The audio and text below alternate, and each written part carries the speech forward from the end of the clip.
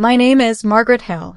I'm 53 years old, independent, responsible, and I've never needed anyone's help to survive.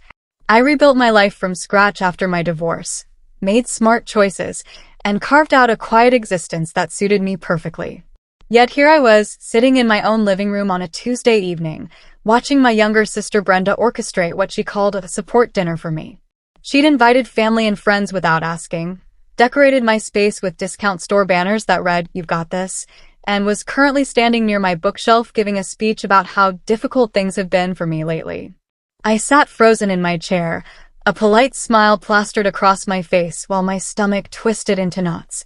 Around me, 20 people I knew, cousins, neighbors, old family friends, nodded sympathetically.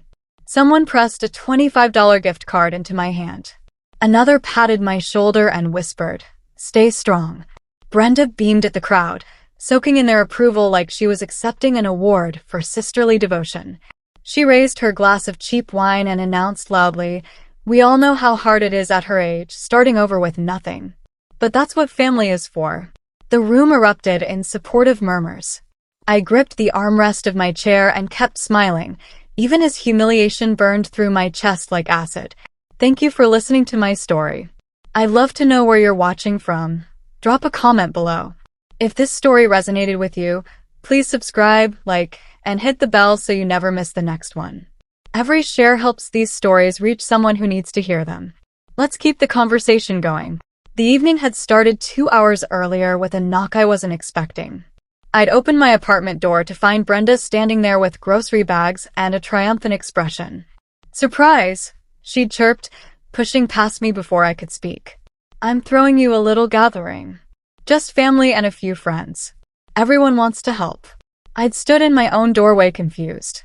"Help with what?" She'd waved dismissively, already unpacking plastic cups and paper plates onto my kitchen counter. "Don't be proud, Margaret. We all know you're struggling. There's no shame in accepting support." Before I could clarify, more people arrived. My cousin Floyd, my neighbor Mrs. Patterson, Brenda's book club friends. They filed in carrying casseroles and sympathy, treating my apartment like a charity case that needed rescuing. I realized too late what was happening. Brenda had told everyone I was broke, desperate, barely holding on. And now she was staging a public rescue mission in my own home, casting herself as the generous sister swooping in to save me. The worst part?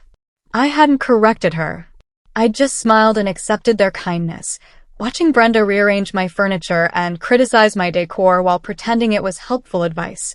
"You really should update these curtains," she'd said loud enough for others to hear. "I know money's tight, but even thrift stores have better options." People nodded sympathetically.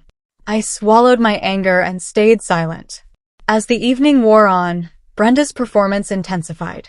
She circulated through my living room like a hostess at her own event, whispering to clusters of guests with exaggerated concern. I caught fragments of conversations. "She's too proud to ask for help. Been so hard since the divorce. I'm worried about her." At one point, she pulled me aside in my own kitchen, her voice low and syrupy. "You don't have to pretend with us, Margaret. We're family. If you're having trouble making rent or buying groceries, just say so. That's why we're here." I stared at her, searching for any trace of genuine concern. All I found was satisfaction. She was enjoying this. Enjoying the attention, the praise, the role of savior she'd cast herself in without my permission. "I'm managing fine," I said carefully. She patted my arm with condescending gentleness. "Of course you are, sweetie. But managing and thriving are different things.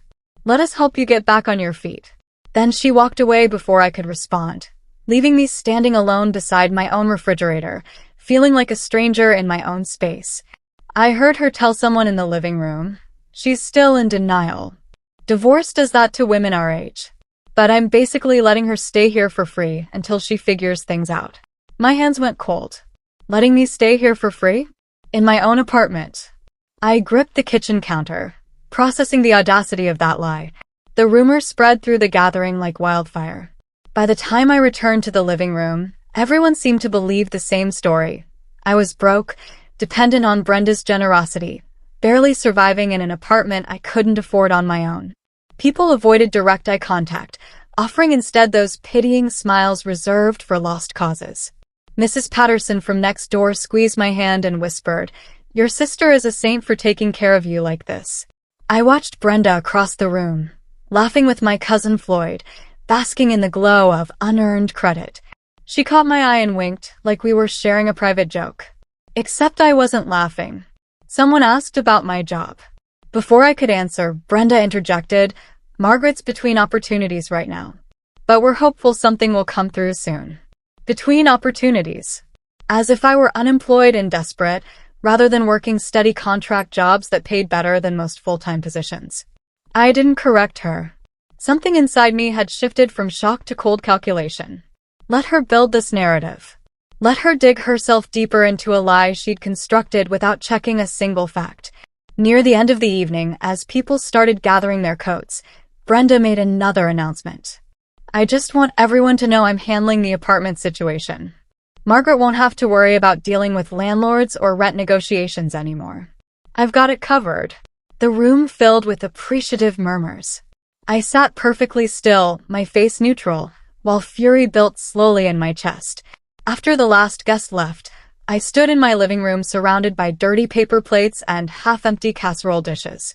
Brenda had disappeared quickly, citing an early morning meeting, leaving me to clean up the mess of her manufactured charity event. I didn't cry. I didn't scream. I simply stood there, processing what had just happened and making a decision. I wouldn't argue with Brenda. Not yet. Arguing with her had never worked. She twisted words, played victim, made me look unreasonable. I'd learned that lesson years ago. Instead, I would let her continue. Let her believe she had control, that she was managing my life, that I needed her intervention. Because the truth she'd never bothered to verify, was far more interesting than her fiction. I walked to my hallway closet and pulled out a fireproof document box I kept on the top shelf. Inside were papers Brenda had never seen, agreements she'd never asked about, decisions I'd made years ago that she'd simply assumed didn't exist. I ran my fingers over the folder labeled Property Documents and smiled for the first time that evening. Not a polite smile. Not a forced smile. A genuine smile born from knowing something Brenda didn't. She thought she was rescuing me. She had no idea I'd already rescued myself long ago. This wasn't the first time Brenda had positioned herself as my savior. Growing up, she'd mastered the art of quiet undermining disguised as helpfulness. When I got accepted to college, she'd told everyone I was lucky to get in, implying I hadn't earned it. When I married my ex-husband, she'd whispered to relatives that she hoped I knew what I was doing. After my divorce 5 years ago, she'd swooped in with aggressive offers of assistance I hadn't requested. She told people I was devastated, struggling emotionally, barely coping. She organized a support group I never attended and sent care packages I never asked for. The truth was messier and less dramatic than her version. My marriage had ended quietly, mutually, without the theatrics Brenda craved. We'd sold our house, split assets fairly, and moved on. I'd actually walked away financially stable, but Brenda never asked about details. She preferred her narrative, tragic divorced sister in need of rescue. That narrative had served her well over the years. It made her look generous, caring, selfless. It gave her purpose and attention. And it required one crucial ingredient: my silence. I'd stayed silent because fighting her exhausted me. Because explaining the truth meant revealing private details I didn't want to share. Because sometimes it was easier to let people believe what they wanted than to constantly correct misperceptions. But tonight had crossed a line. She'd brought her performance into my home, invited strangers to pity me, and claimed credit for supporting me financially. That wasn't just annoying. That was actionable. I needed to go back to the beginning, to the moment that made tonight's revelations so perfectly ironic. 3 months after my divorce was finalized, I'd found this apartment. It was small but well-maintained, in a quiet neighborhood, with good light and reasonable rent. I'd toured it alone, signed the lease alone, moved in alone. My ex-husband and I had split everything fairly. He kept the car, I kept the savings. With my portion, I'd made a decision that seemed radical at the time but felt right in my gut. The landlord, an older man named Mr. Pemberton, mentioned during that first meeting that he was considering selling the building. He was retiring, Moving to Arizona. Didn't want the hassle of long-distance property management. The sale price was reasonable. Far less than a house, more than I'd ever spent on anything in my life. I'd done the math carefully. With my settlement money and a small mortgage, I could afford it. Instead of renting, I could own. Instead of paying someone else's mortgage, I could build my own equity. It was risky, but I'd spent my whole marriage playing it safe. Maybe it was time to take a calculated chance. 3 weeks later, I signed the purchase agreement. Mr. Pemberton was thrilled to avoid realtor fees. I was thrilled to own property outright after just one mortgage payment and my down payment. We closed quickly, quietly, with minimal fanfare. I told almost no one. My ex-husband knew we'd had to finalize some paperwork. My lawyer knew. The bank knew. But I didn't announce it to family. Didn't post about it on social media. Just quietly became a homeowner at 48 years old. Brenda had assumed I was renting. She'd visited twice in those early months, made comments about my landlord and lease terms that I hadn't corrected. Why would I? It wasn't her business. She'd never asked direct questions about my housing situation, just made assumptions based on her belief that I was financially fragile post-divorce. Those assumptions had become her truth. Over the years, she'd referenced my rental apartment in conversations, speculated about whether I could afford to stay here long-term, offered unsolicited advice about negotiating with landlords. I'd let her talk, never confirming or denying, just existing in the space her imagination had created for me. It was easier that way. Explaining that I owned property meant explaining where the money came from, which meant discussing my divorce settlement, which meant opening private matters to Brenda's scrutiny and inevitable judgment. So I stayed quiet. But her assumptions had become useful tonight. They'd revealed exactly how she saw me, helpless, dependent, in need of her management. She'd built an entire rescue fantasy without checking if I actually needed rescuing. The irony was delicious. She'd thrown a pity party in a home I owned, told people she was handling my apartment situation when she had absolutely no legal standing to handle anything, and positioned herself as my benefactor in a space where I was actually her landlord's landlord. I could have corrected her at any point. But I'd learned something valuable over the years. Sometimes the most powerful move is letting people reveal themselves completely before you reveal the truth.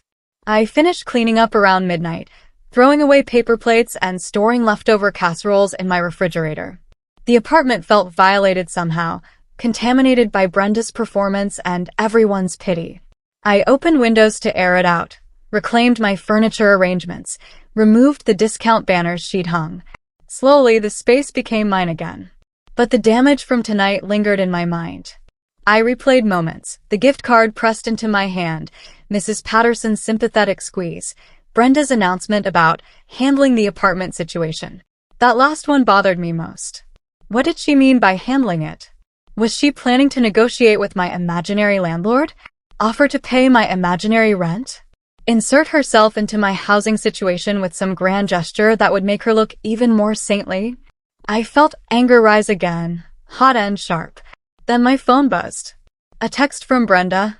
Tonight was wonderful. So glad we could show you some love. Sleep well knowing you're not alone in this. Red heart. I stared at the message for a long moment, fingers hovering over the keyboard. A dozen responses came to mind, each one sharper than the last. Instead, I typed, "Thank you for coming by." Neutral. Polite. Giving nothing away. I hit send and set my phone down, feeling oddly calm. The anger was still there, but underneath it was something colder. Strategy. Brenda thought she'd won tonight. Thought she'd cemented her role as my rescuer in front of everyone who mattered. But she'd actually just made a critical mistake. She'd gone public with a lie. And public lies were much harder to walk back than private ones. The next morning, Brenda called while I was having coffee. I let it ring twice before answering, keeping my voice carefully casual. "Good morning. Margaret, hi. Listen, I've been thinking about your situation." She spoke slowly, using the gentle tone people reserve for children or the elderly. "I want to help you get organized financially. Maybe we could sit down and go over your budget? I'm pretty good with numbers." "That's kind of you, but I'm managing fine." "I know you think you are, sweetie, but sometimes we need outside perspective. Especially at our age, when things get complicated." Our age. As if 53 men incompetent. I've already reached out to a few people about your housing situation. There might be some options we haven't considered. My grip tightened on my coffee mug. What kind of options? Well, I spoke with a property manager friend. He said he could talk to your landlord about reducing your rent, given your circumstances. Or we could look into income-based housing if things are really tight. She paused. I also thought maybe you could move in with Harold and me temporarily. Just until you get back on your feet. I closed my eyes, processing the layers of presumption in those sentences. She'd contacted people about my housing, discussed my circumstances with strangers, offered her home as if I were homeless. Brenda, I appreciate the thought, but that's not necessary. You don't have to be proud, Margaret. Sometimes accepting help is the strongest thing we can do. I wanted to scream. Instead, I said quietly, I'll think about it. Good. I'm here for you. Always. She hung up, satisfied. I sat staring at my phone, a plan forming in my mind. I spent the next 3 days preparing. Not dramatically. I didn't need drama. Just methodically organizing documents, reviewing timelines, making sure every detail was bulletproof. I pulled out my purchase agreement from 5 years ago. The deed with my name listed as sole owner, tax records showing I'd been paying property taxes since I bought the place. I made copies of everything and stored them in a folder labeled Simply Truth. Then I waited. I knew Brenda well enough to predict her next move. She'd overreach. She always did. The pity party was just the opening act. She'd try to formalize her role as my caretaker somehow, make it official, turn her narrative into something she could point to as proof of her generosity. Sure enough, she called again on Friday.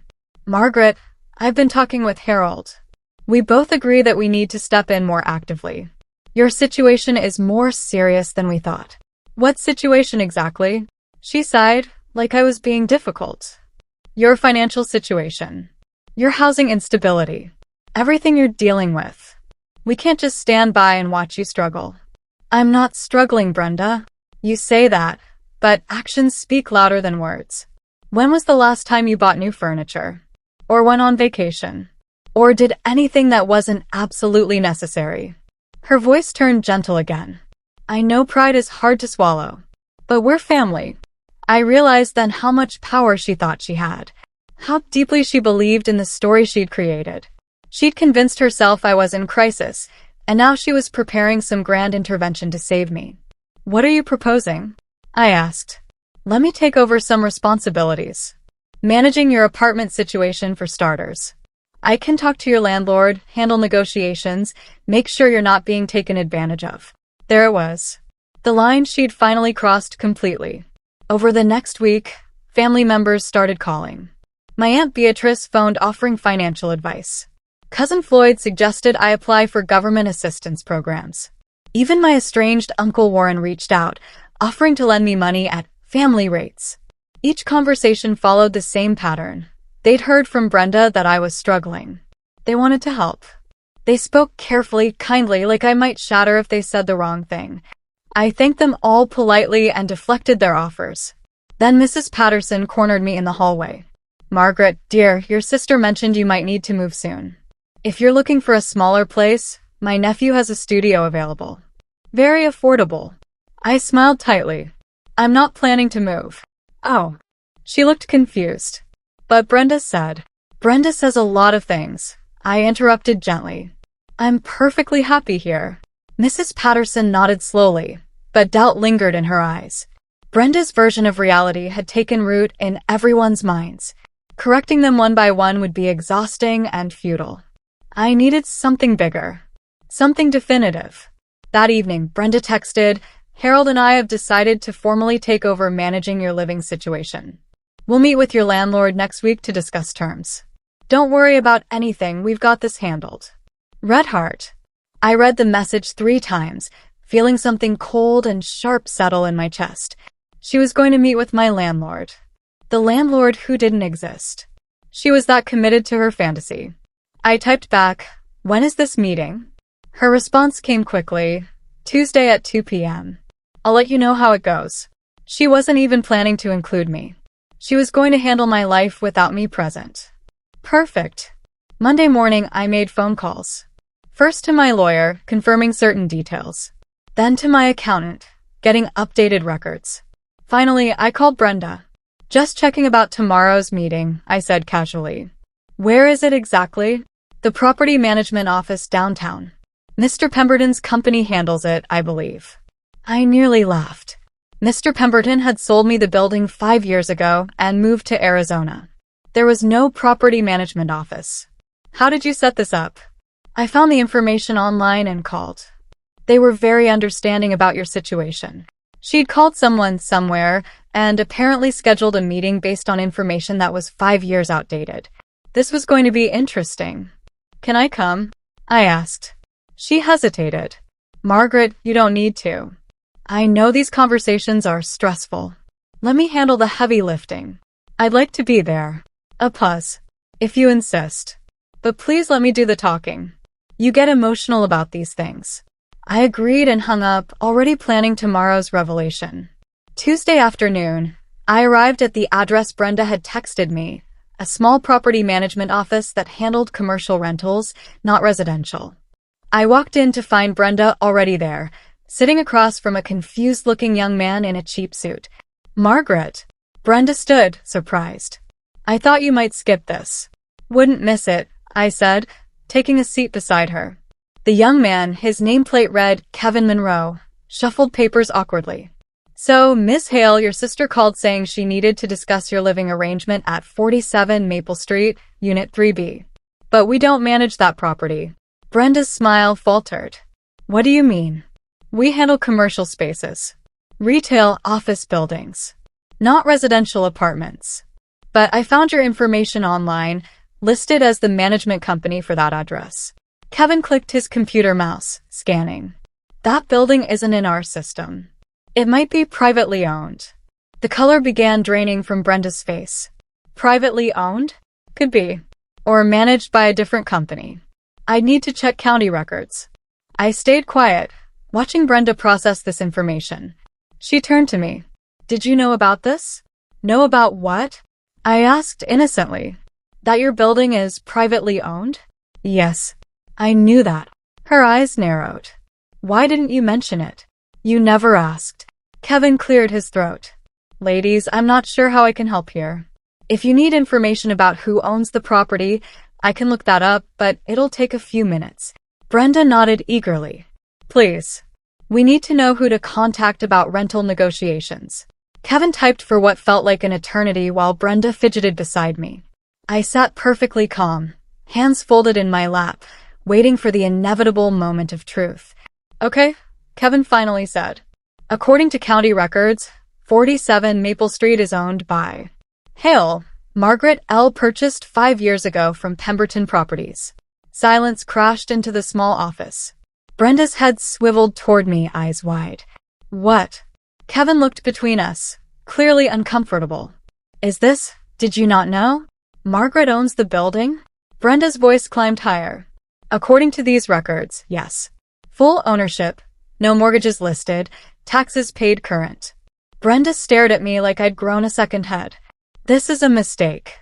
Margaret doesn't own property. She's renting. She's been struggling since her divorce. I bought it with my settlement money, I said quietly. 5 years ago. Paid mostly in cash. That's impossible. It's documented. Kevin offered helpfully, turning his monitor so we could see the official county records. Deed transfer, purchase price, current owner. All here. Brenda's mouth opened and closed several times. You never said anything. You never asked.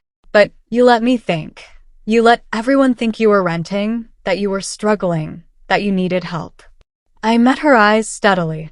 I never said any of those things. You assumed them. You built an entire story without checking a single fact. Her face flushed red. This is unbelievable. I've been trying to help you. Help me with what exactly? Managing property I already own? Negotiating with a landlord who doesn't exist? Throwing pity parties in my own home while telling people you're letting me stay there for free?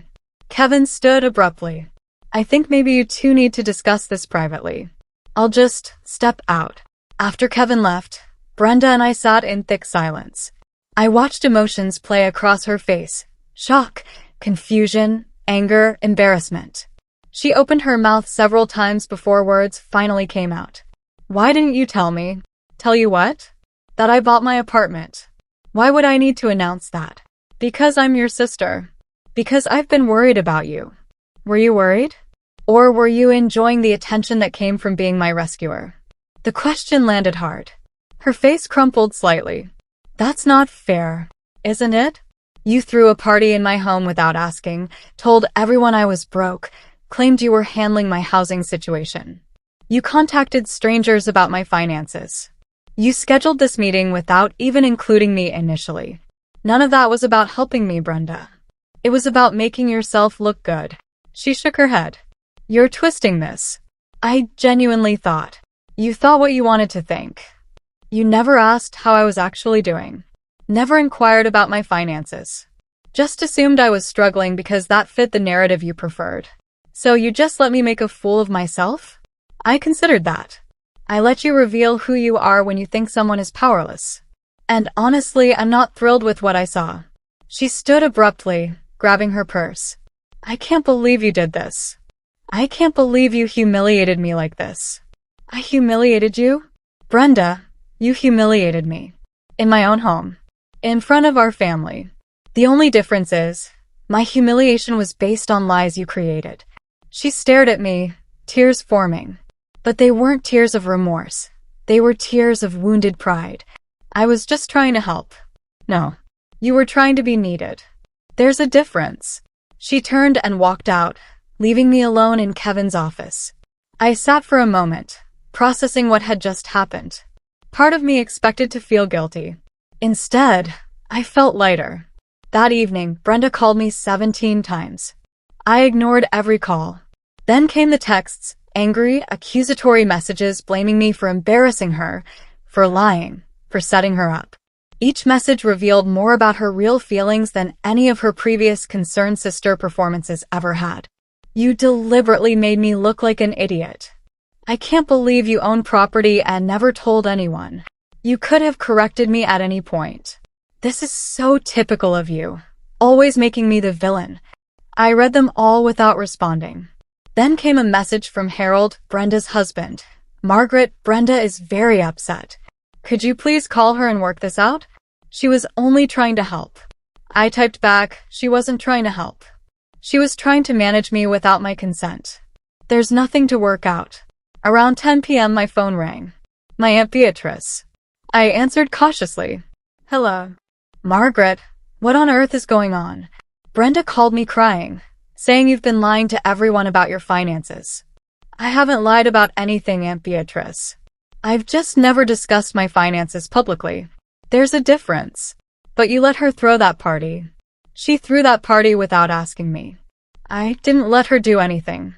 She did it assuming I needed rescuing, without bothering to check if that was true. Silence. Then, she said you own your apartment? I do. Since when? 5 years. More silence. Well, that certainly changes things. Does it? Or does it just reveal what everyone was willing to assume about me without asking? She sighed. You could have said something, Margaret. Why is the responsibility on me to correct other people's assumptions? Why isn't the responsibility on all of you to not make assumptions in the first place? She had no answer for that. 3 days later, Brenda called a family meeting. She framed it as addressing the situation with Margaret and made it sound urgent enough that most of our relatives agreed to attend. The meeting was scheduled for Sunday afternoon at my cousin Floyd's house. I almost didn't go, but I realized this would be my chance to set the record straight with everyone at once, rather than having the same conversation repeatedly with individual family members. So Sunday afternoon, I drove to Floyd's house with my folder of documents. When I walked in, the living room was full. Aunt Beatrice, Uncle Warren, Cousin Floyd and his wife, Mrs. Patterson from my building, even some of Brenda's book club friends, all seated in a circle like some kind of intervention. Brenda sat in the center, tissues in hand, eyes red. She looked up when I entered, her expression a mix of defiance and vulnerability. Margaret, thank you for coming. What is this? I asked, even though I knew. Floyd cleared his throat. We're all here because Brenda is concerned about what happened this week. About the confusion regarding your living situation. We thought it best to discuss it as a family. There's no confusion, I said evenly.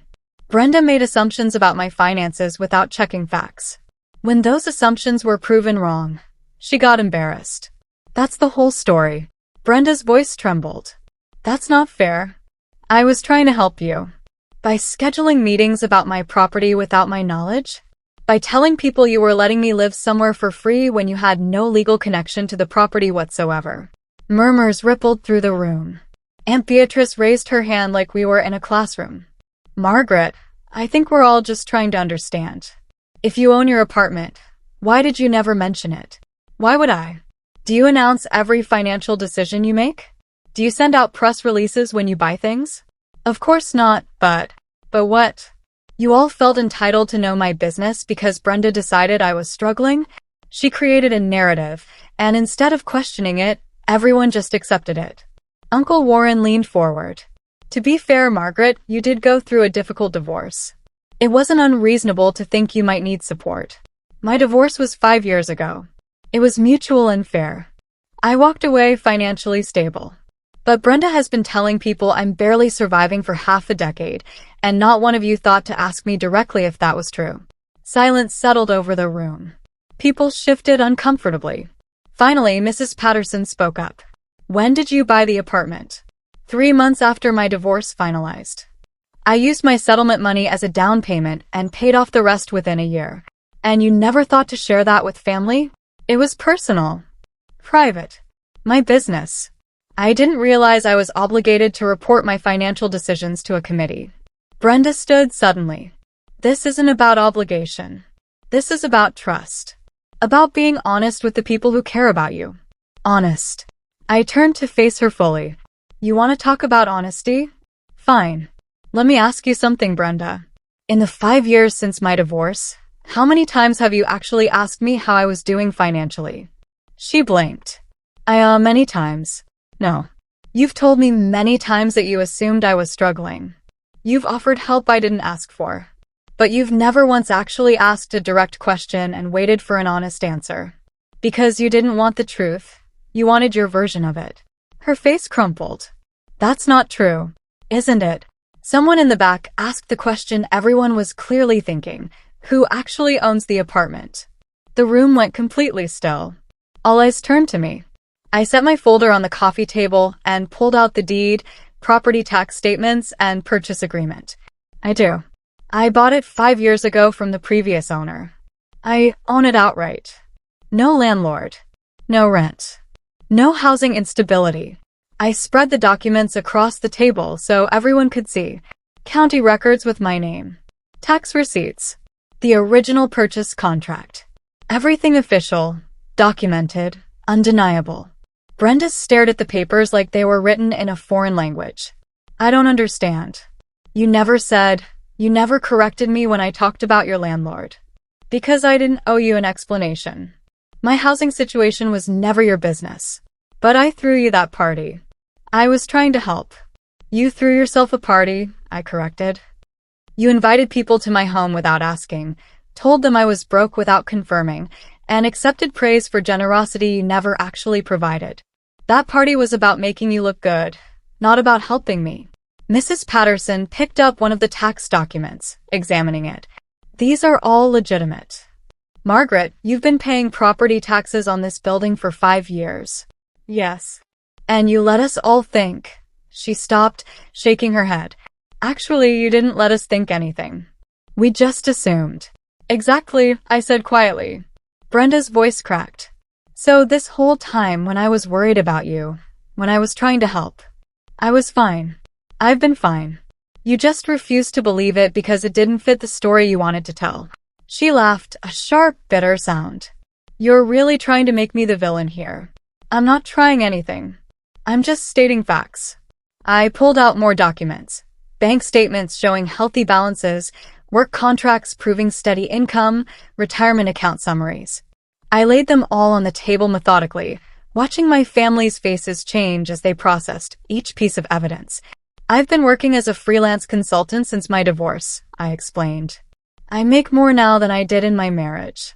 I have savings, investments, a retirement plan. I'm not wealthy, but I'm comfortable and secure. Everything Brenda told you about my financial struggles was fiction. Cousin Floyd picked up a bank statement, his eyes widening. Margaret, you're doing fine. I know. Then why didn't you say something? When? When Brenda threw a party without asking. When she told everyone I was broke before I even knew she was spreading that story. Or maybe at the dozens of family gatherings where people avoided asking me direct questions because they were too uncomfortable with the poverty narrative she'd created. Aunt Beatrice looked at Brenda. Is this true? Did you never actually verify any of this before telling everyone? Brenda's face was scarlet. I thought she seemed, after the divorce. You assumed, I said. You built an entire rescue fantasy based on assumptions, and when I didn't play along, you escalated instead of reconsidering. You scheduled meetings with property managers. You offered my imaginary landlord negotiations. You told people you were letting me live in my own property for free. Someone in the back whispered, "Oh my God." Brenda stood abruptly. Why didn't you just tell me? One conversation, Margaret. One conversation could have cleared this all up. You didn't want a conversation, I said quietly. You wanted a role. You wanted to be the successful sister helping the struggling one. Admitting I didn't need help would have ruined your narrative. The room erupted in murmurs. People talking over each other, questioning Brenda, questioning themselves. Brenda stood frozen, tears streaming down her face, but not saying anything, just staring at the documents on the table like they'd betrayed her. Finally, Aunt Beatrice turned to me. Margaret, I have to ask, why did you let it go this far?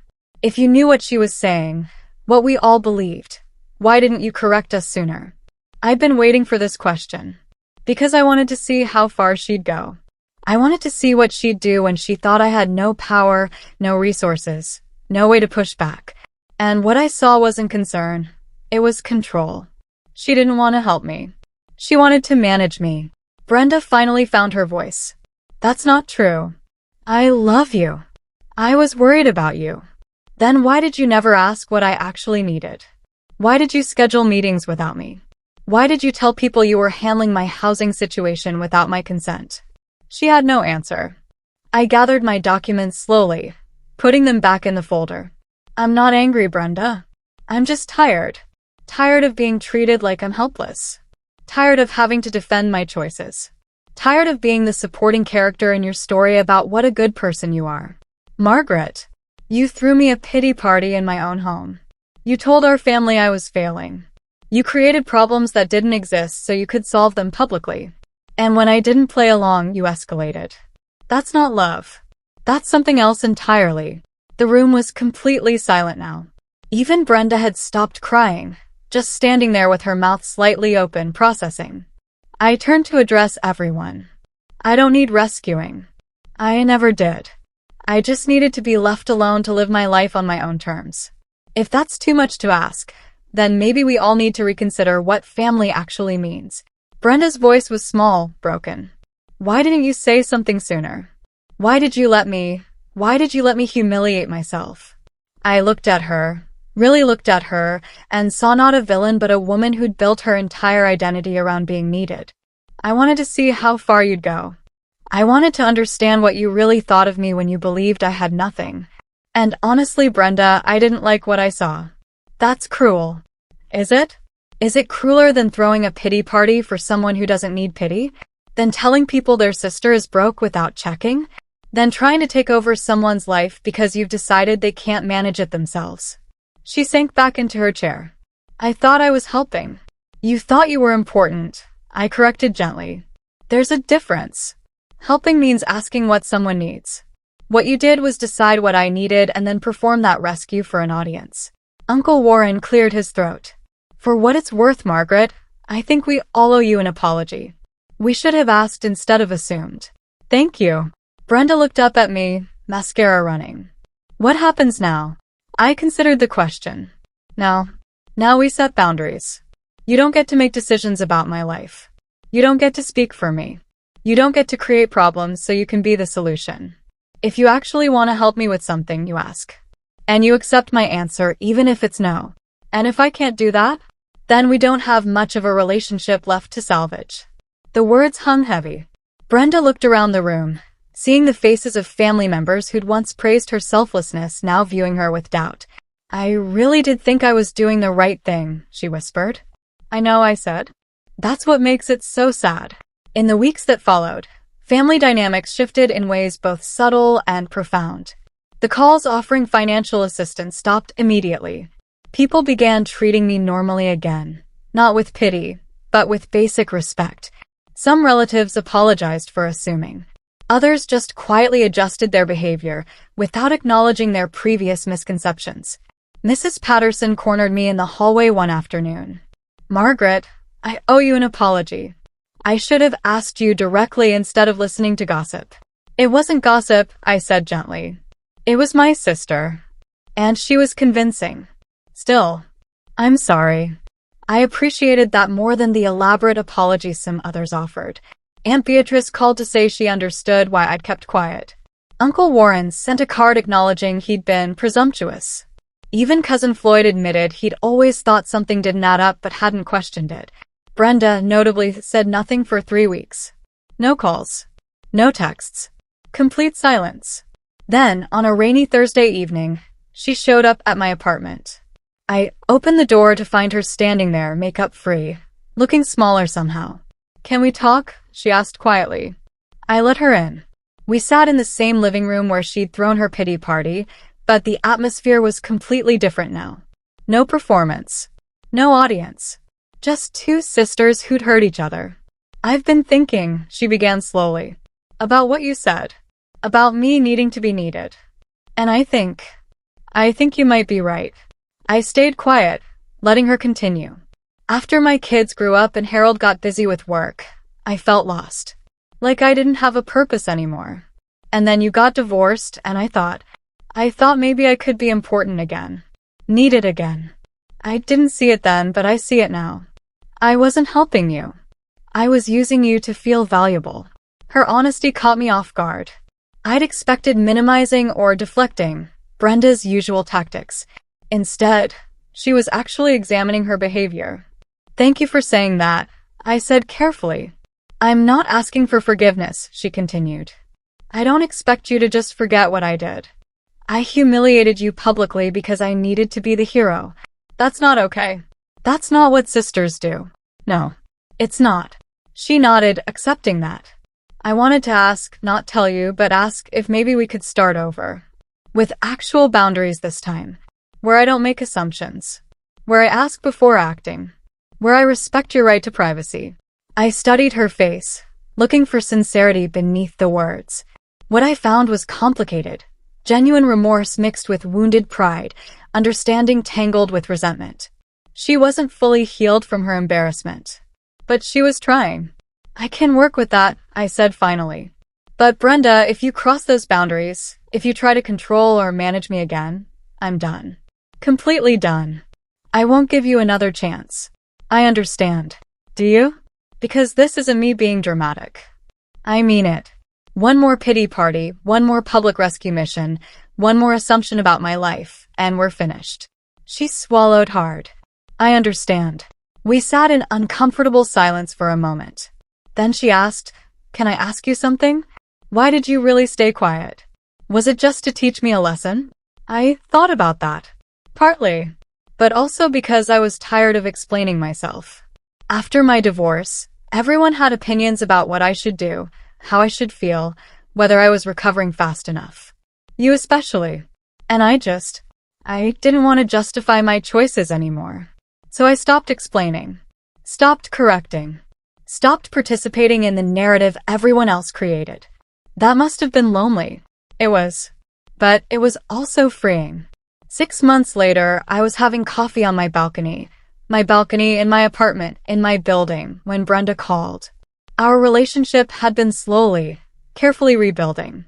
She'd respected my boundaries, asked before offering help, treated me like an adult capable of making my own decisions. Hey, I answered. Hi. I'm not interrupting anything. Just enjoying the morning. Good. I wanted to ask, and you can absolutely say no, but Harold and I are hosting a small dinner party next month. Nothing big, just close family. Would you be willing to come? I smiled at the careful phrasing, asking not assuming, giving me space to decline.